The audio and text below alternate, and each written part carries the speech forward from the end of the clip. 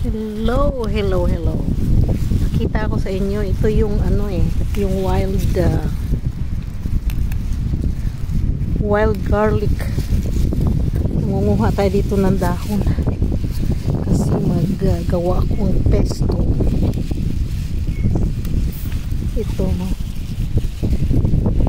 Ito kasi ang season ngayon.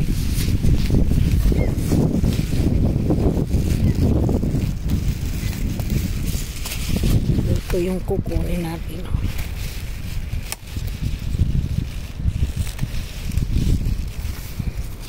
Dito tayo sa forest. Dito, forest tong pinanguhaan ko. Ayan o, makapal eh.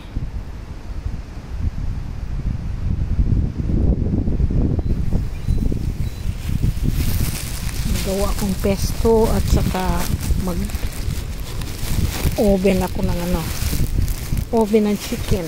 Tapos ilalagay sa ilalagay natin sa loob. Pilipat ako.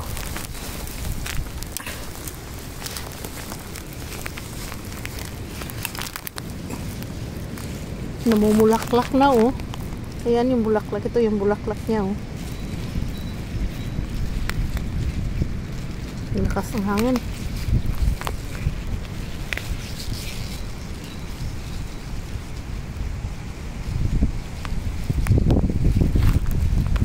Ito kasi mayroon yung kapareho pag pumunta ng forest. Bago mangunguha dito, kailangan amuyin. Kasi mayroon siyang kapareho. Parehong-pareho talaga pati yung dahon. Ang ingatan lang, kasi yung isa kasi nakakalason yun. Ano naman yun, yung pareho lang siya, yung bells naman siya. Yung bulaklak noon parang bells.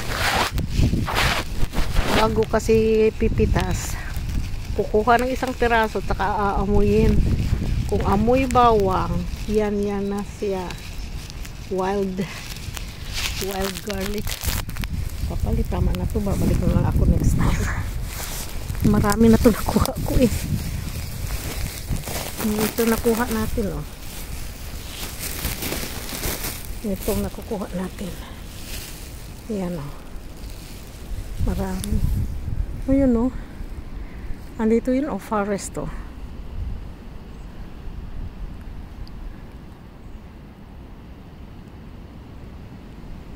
Sino kaya ito dito? May bahay dito ha.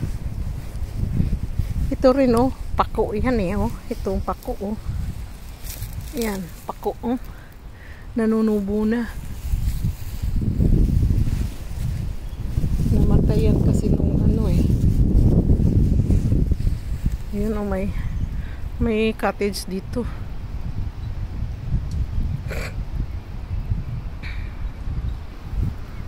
Ito yung Chinese bamboo.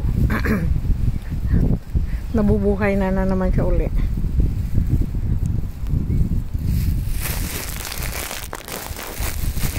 Dito tayo dadaan. Itong daanan papunta ng ito yung mga tulip ito eh oh. Kita mo yung tulip na yan.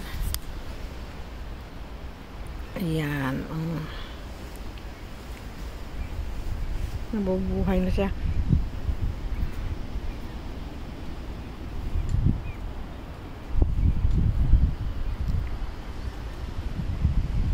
Ito yung forest na pinunguhaan ko ng garlic. Atapok lang doon sa ilalim ng kahoy. Dito banda wala eh.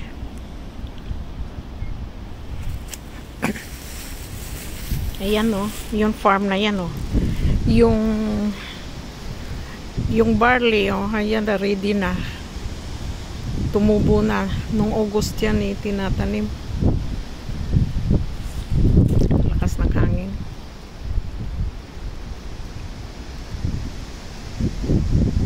Narinig nyo?